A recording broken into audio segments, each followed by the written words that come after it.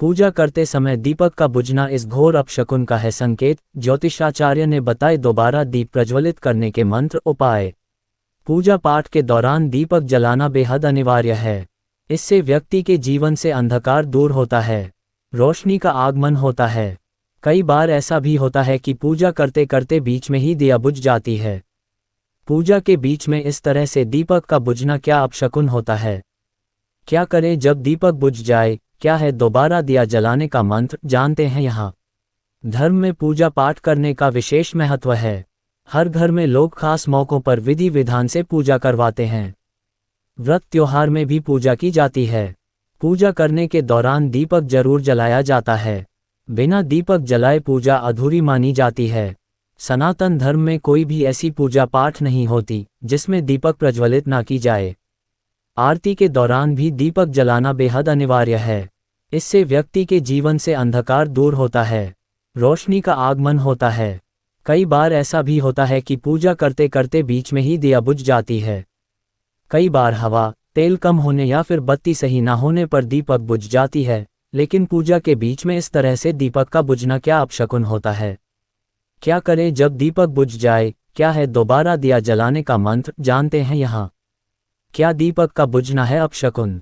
पूजा के दौरान दीपक जलाने से घर में मौजूद नेगेटिव एनर्जी दूर होती है और पॉजिटिव एनर्जी का संचार होता है।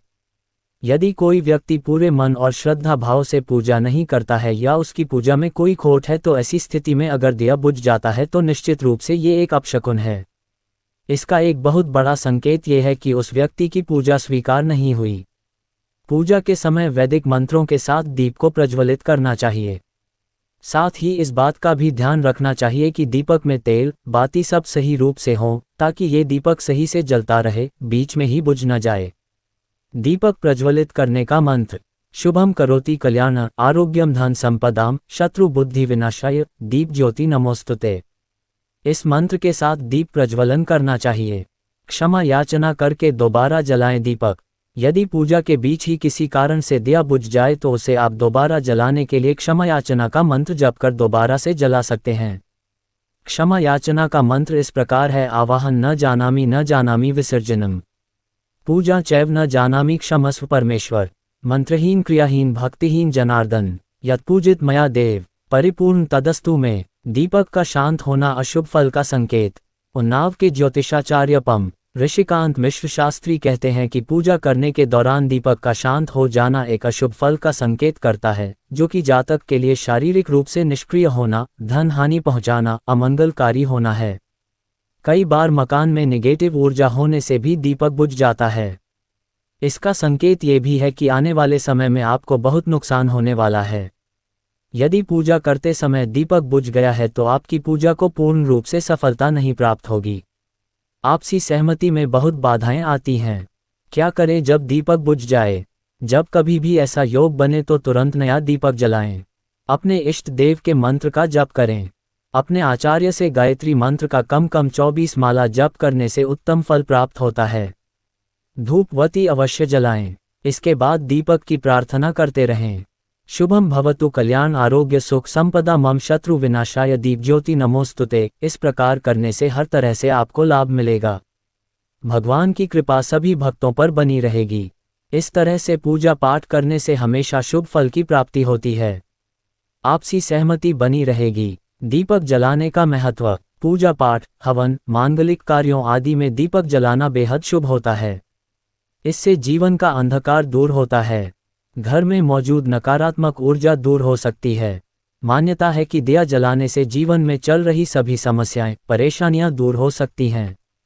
घर में मौजूद वास्तु दोष भी दूर होते हैं। ऐसे में आप प्रतिदिन अपने घर के पूजा स्थल पर सुबह और शाम के समय दीपक अवश्य जलाएं। दीपक की बाती का पूरा जल जाने का क्या होता है मतलब?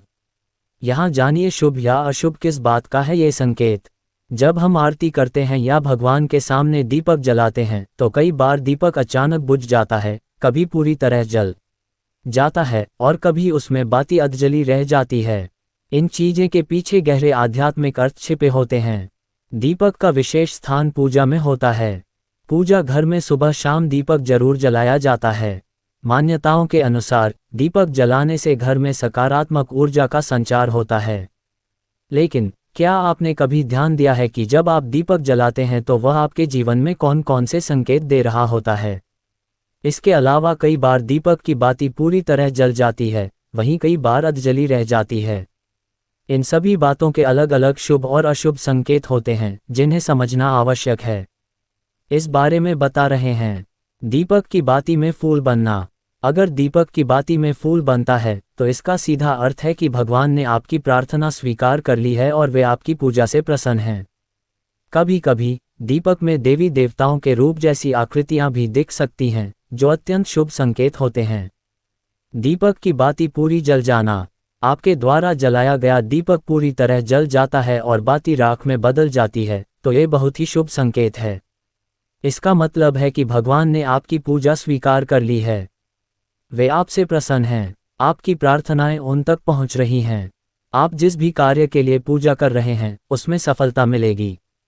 दीपक की बाती अधजली रह जाना।